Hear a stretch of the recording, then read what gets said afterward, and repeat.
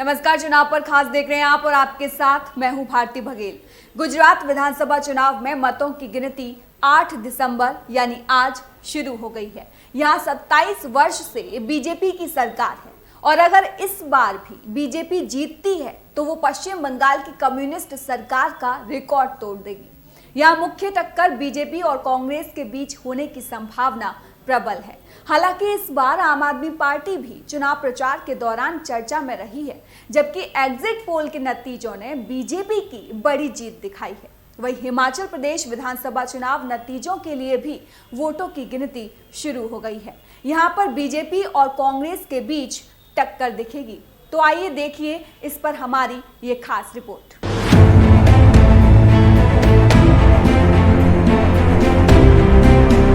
सबसे पहले बात करते हैं गुजरात चुनाव की। इस बार कुल 788 उम्मीदवारों की किस्मत ईवीएम में कैद है। इनमें 339 निर्दलीय शामिल हैं। गुजरात में पहले चरण में 89 सीटों पर मतदान हुआ था, जबकि दूसरे चरण में 93 सीटों पर वोटिंग हुई। बता दें कि गुजरात विधानसभा की 182 सीटों के लिए वोट डाले गए हैं। जैसा कि आप जानते हैं कि गुजरात विधानसभा का कार्यकाल अगले साल 18 फरवरी में खत्म हो रहा है।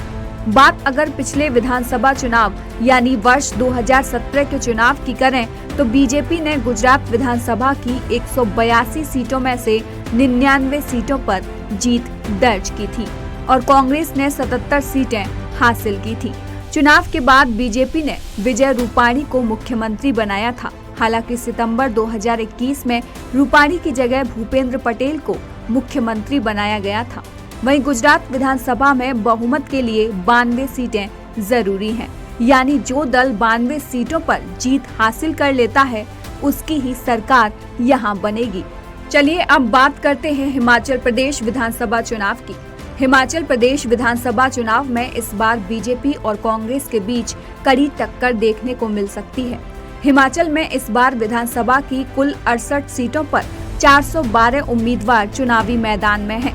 प्रदेश का अब तक का यह ट्रेंड रहा है कि हर चुनाव में सरकार बदलती है, यानी सत्ताधारी पार्टी को हार का सामना करना पड़ता है।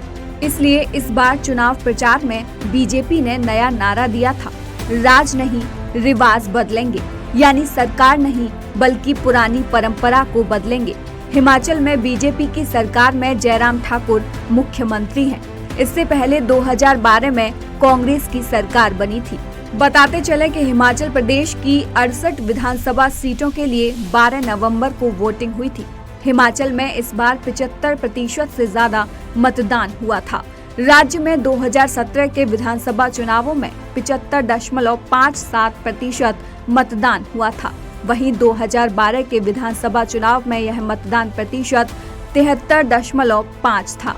साथ ही आपको बताते चलें कि हिमाचल प्रदेश विधानसभा का कार्यकाल अगले साल 8 जनवरी 2023 को खत्म हो रहा है। हिमाचल विधानसभा की 68 सीटों के लिए 2017 में 9 नवंबर को वोटिंग हुई थी। बीजेपी ने 68 में से 44 सीटों पर जीत दर्ज की थी, जबकि कांग्रेस ने 21 सीटें हासिल की थी।